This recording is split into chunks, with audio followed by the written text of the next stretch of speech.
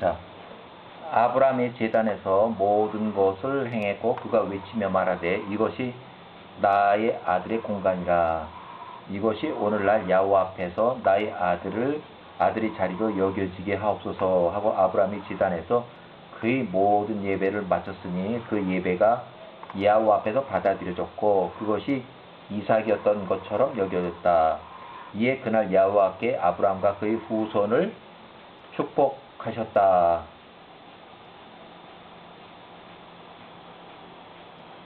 사단이 사라에게 갔고 매우 겸손하고 온유한 노인의 모습으로 사라에게 나타났다. 아브라함은 아직 야훼 앞에서 번제 예물에 관한 예배 일을 아직 하고 있었다. 그 정리를 하고 있었다는 거예요. 예배는 다 끝났지만 그 잔 정리를 하고 있다는 거예요. 그가 그녀에게 말하되 사단이 그녀에게 말하되 너는 오늘날 아브라함이 내 유일한 아들 이삭에게 행한 모든 일을 알지 못하느냐. 이는 그가 이삭을 취해서 제단을 세우고 그를 죽이고 그를 제단 위에 희생 제물로 올려드리고 이삭이 부르짖으며 그의 아버지 앞에서 울었으나 그가 그를 보지 않았고 그에 대한 어떠한 연민도 갖지 않았음이라. 사단이 이간질을 하는 거예요. 사단이 이러한 말로 반복을 했고 그녀로부터 떠나갔다. 이에 사라가 사단의 모든 말을 듣고 그녀는 그 노인이 그녀의 아들과 함께 있었던 사람의 아들들 가운데서 한 사람이라고 판단해서 그 가운데서 왔으며 그녀에게 이러한 일들을 말했다고 생각을 했다. 사라가 그녀의 아들로 인해서 목소리를 높여 울었고 비통하게 울부짖었다. 그녀가 땅에 엎어지며 흙을 그녀의 머리에 뿌리며 말하되 내 아들 이삭아 내가 너를 대신해서 죽었다라면 하였다. 그녀가 계속 울며 말하되 너로 인해 내가 슬프도다. 오 내 아들아 나의 아들아 오늘 내가 너를 대신해서 죽었더라면 하였다. 사라는 사탄의 거짓말을 이제 그대로 믿은 거예요. 그녀가 계속 울며 말하되 내가 너를 기르고 너를 양육한 후로 너로 인해 내가 슬프구나. 너로 인해 마음의 기쁨이 슬픔으로 바뀌는구나. 내가 너를 간절히 기다리며 90세에 너를 낳을 때까지 엘로힘께 부르짖고 기도했도다. 90세 이제 사라 90세에 이삭을 이제 출산했으니까 그 얘기예요. 이제 내가 오늘날 예물이 되기 위해서 칼과 불을 위해서 섬기는구나. 그러나 내가 너와 함께 내 스스로 위로하니 내 아들아 야훼의 말씀으로 이루고자 함이구나. 이는 내가 너의 엘로힘의 명령을 수행했음이라. 살아있는 모든 피조물의 영혼이 그분의 손안에 있으니 누가 엘로힘의 말씀을 범할 수 있겠는가. 너는 의롭도다. 오 야훼와 우리의 엘로힘이여 당신의 모든 행사가 선하며 의로우십니다. 저 역시 당신께서 명하신 당신이 명령을 즐거워합니다. 나의 눈은 슬프게 울고 있으나 내 마음은 기뻐합니다. 사라가 그녀의 머리를 그녀의 시녀 중 하나의 가슴에 얹고 그녀가 돌처럼 가만히 있더라.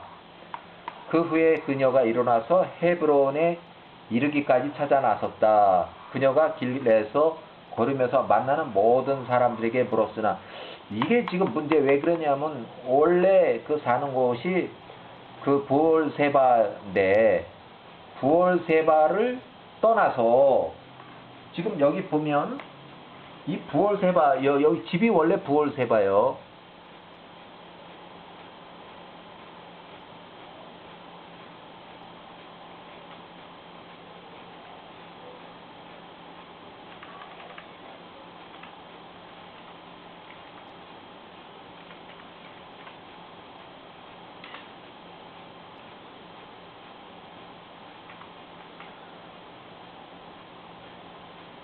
원래 아브라함하고 살던 집이 이삭하고 살던 집이 부올세바인데 일어나서 헤브론까지 찾아 나섰어요.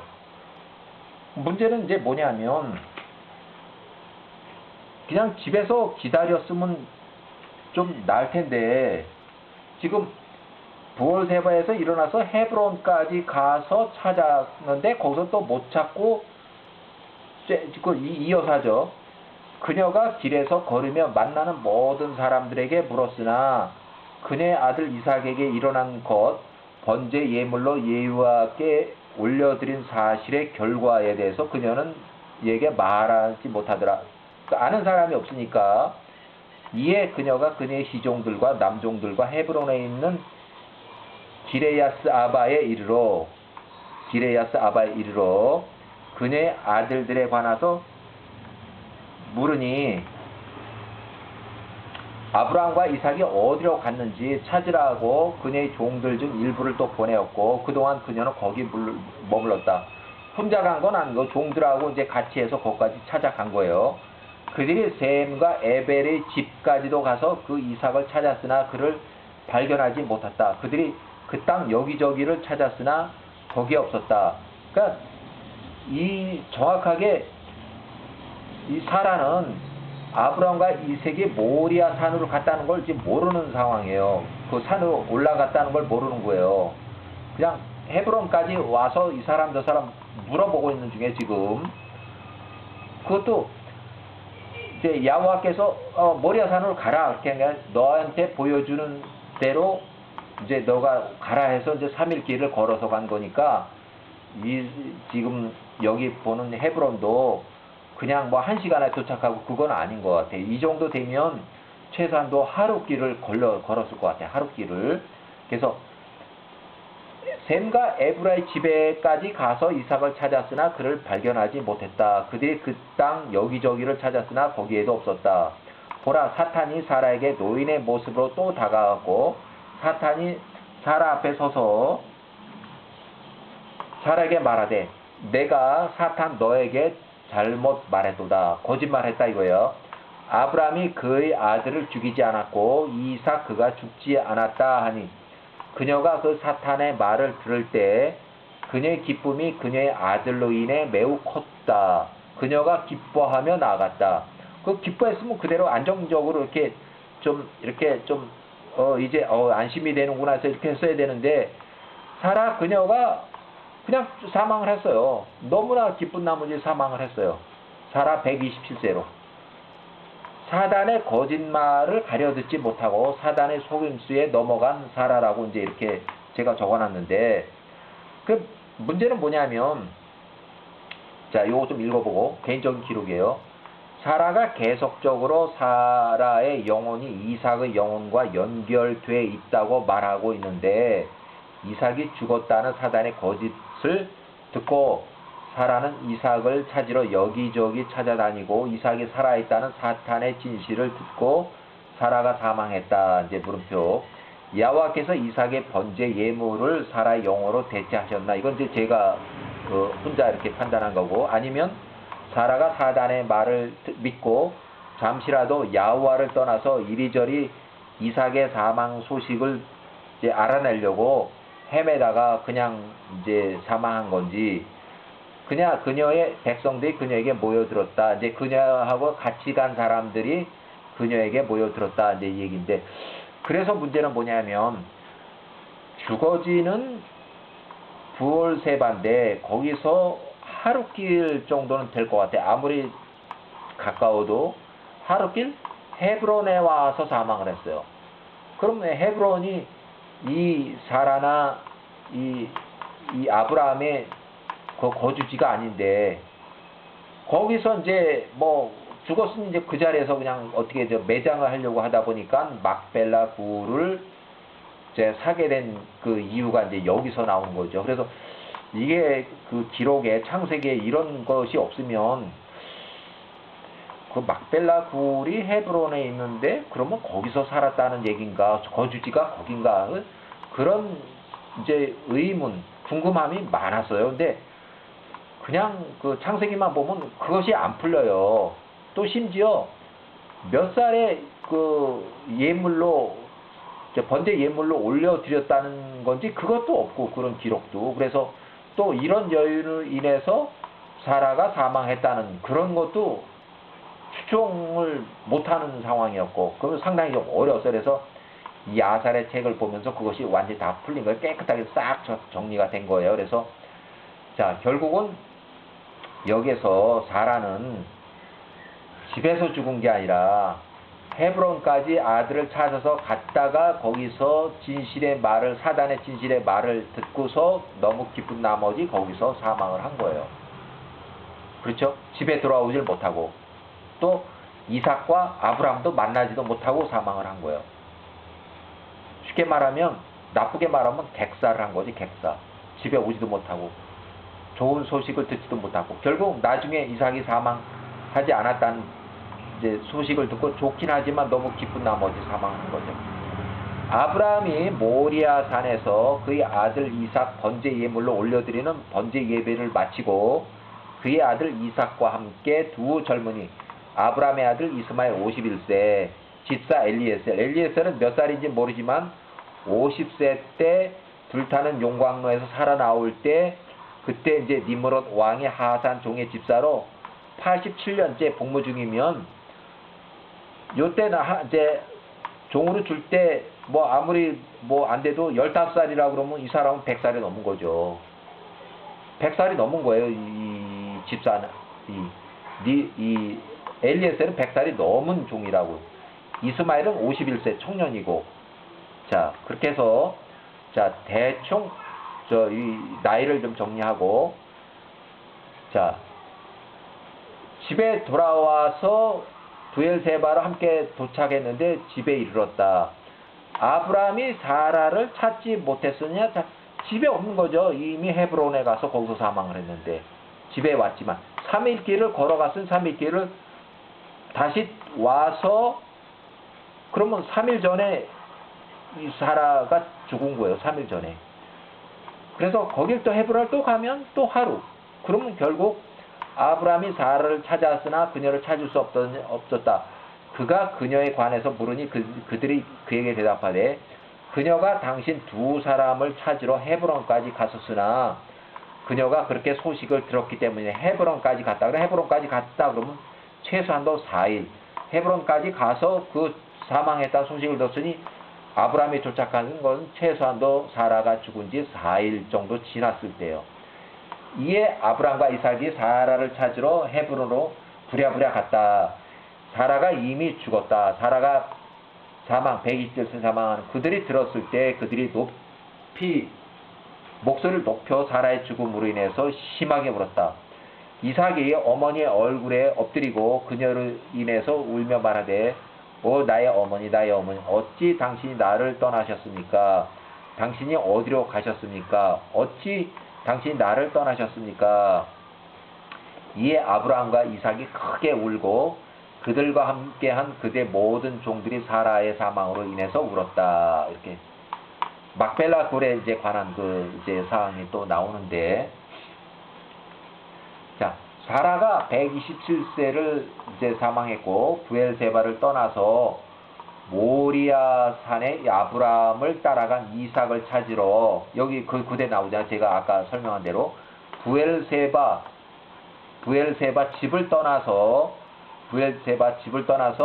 모리아 산에 아브라함을 따라간 이삭을 찾으러 헤브론까지 가서 거기서 사망했다 그래요. 아브라함이 그의 아내 사라를 헤브론에 장사 지내기 위해서 일어나서 묻을 땅을 찾았다. 매장을 해야 되는데 장례를 치러야 되는데 그가 나아가서 그 땅의 거주민들 헷의 자손들에게 겸손히 이제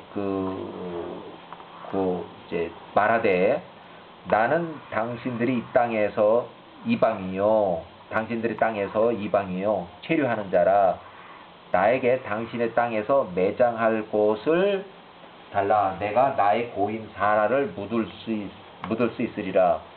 헷의 자손들이 아브라함에 말하되 보라 내 땅이 내 앞에 많이 있으니 당신의 고인을 묻을 돌무덤을 선택하라. 많이 있으니까 당신의 고인에 묻을 것을 누구도 반대하지 않으리라.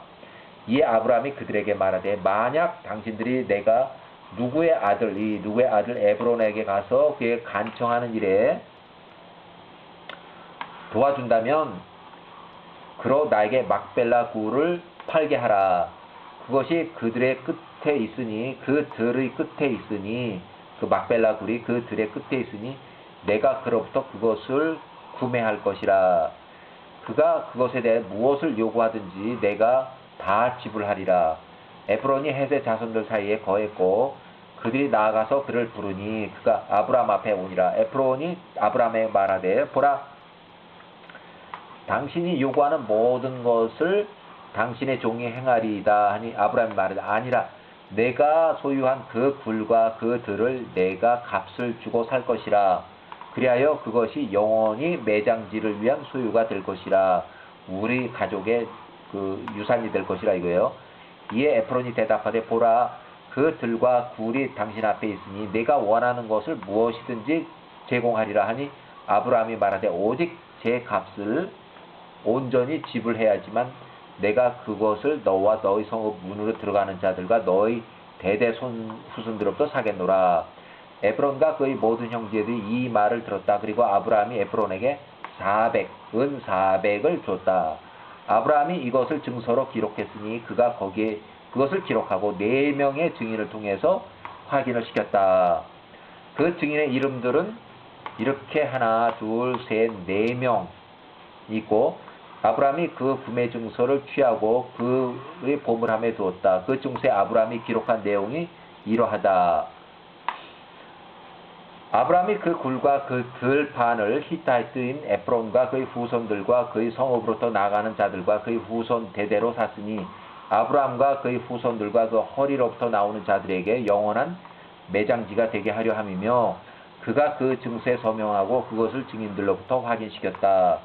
그 들과 그 안에 있는 그 굴과 그 모든 곳이 헷의 자손들로부터 아브라함과 그의 후손들의 것으로 옮겨진 것이 확실하다. 보라, 그것이 가나안 땅 안에 있는 헤브론 그 안에 있는 마므레 앞에 있도다. 아브라함이 그의 아내 사라를 거기에 묻은 후 매장한 후에 그 장소와 모든 접경이 아브라함과 그 후손의 매장지를 위한 소유가 되었다. 아브라함이 왕들의 장례식에서 지켜지는 장례 절차로 사라를 호화스럽게 장례 치루었고 그녀가 매우 좋고 아름다운 옷들로 입혀진 상태로 매장이 되었다.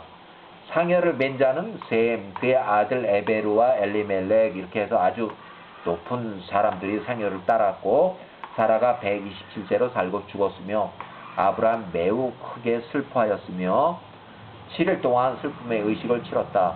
그 땅의 모든 거주민들이 사라 일로 아브라함과 그의 아들 이삭을 위로했다.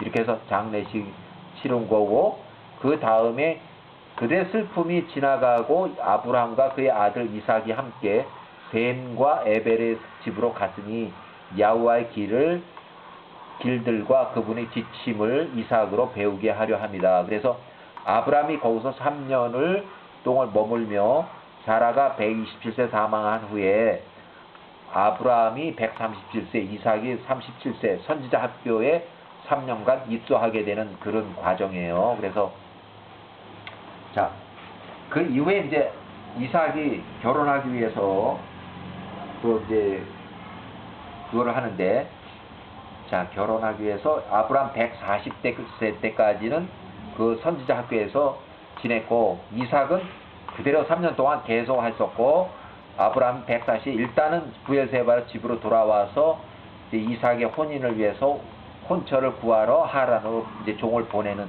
그 과정이 이어질 거예요.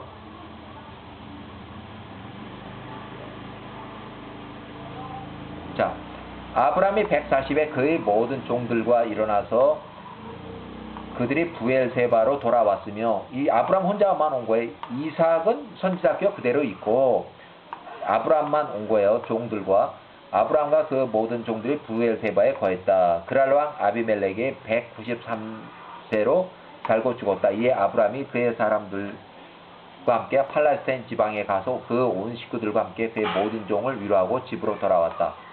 아비멜렉이 죽은 후에 그랄 사람들이 그의 아들 누구를 이제 왕으로 추대를 한 거예요. 그가 12살밖에 안 됐지만 그의 아버지 자리에 앉혔고 그의 이름을 또 아비멜렉이라고 불러줬다 하는 얘기예요. 자, 하란의 아들 롯도 그때 죽었으며 나이가 이삭의 나이 39세였을 때 롯이 132세로 살고 죽었다. 롯이 언제 사망했는지 그거 참 알기가 어려웠는데 여기에 이삭의 나이 39세 때에 롯이 132세로 살다가 죽었다. 그죠? 롯의 자손들은 이러하니 그녀의 딸들에게서 그에게 태어난 이들이다. 첫째의 아들 이름이 모압이요 둘째 이름이 베나미라. 롯의 두 아들들이 나가서 그들 스스로 가나안 땅으로부터 아내를 취했고 그들의 자녀를 얻으니 모압의 자녀들은 에드, 마이온, 다수, 칸빌 이렇게 네 아들이 있고 롯의 자손들의 모든 가족들이 나가서 사는 곳마다 그들이 열매를 맺었고 자손들을 낳았다는 거예요. 그 수가 많이 증가했다는 얘기예요. 자손들이 많았다는 얘기예요. 그들이 나가서 거하는 곳에 그들이 스스로 그들 도시를 건축했고 그들의 이름을 따서 자신의 이름들 따서 그 도시 이름을 줬다는 거예요. 데라가 25세 이미 사망했는데 데라의 아들이요 아브라함의 형제인 나홀이 그때 죽었어요. 나홀. 요때 아브라함의 형제 140살쯤에서 나홀 하란에 살고 있는 나홀이 172세로 죽었으니 그때 이삭의 나이가 40세. 이제 장가가려고 막 보낼 때 그 형이 사망을 한 거예요. 그래서 나홀이 172세로 살고 죽었다. 그래서 아브라함이 그 형제 나홀이 죽었다는 들었을 때 그가 슬퍼했던. 어쨌거나 이제 아브라함이 하란으로 이제 종을 보낼 때 그 시기에 그 형제가 사망을 했다는 거예요. 물론 이삭의 혼처로 그 나홀의 집안으로 보내는 거니까 그 이 집안의 손자쯤 되는 아이를 이제 찾으러 가는 거죠. 나홀이 사망한 후에 아브라함이 이삭의 혼처를 찾으러 하란의 집사 엘리에셀하고 종 10명을 이제 보내는 그 이제 과정이에요.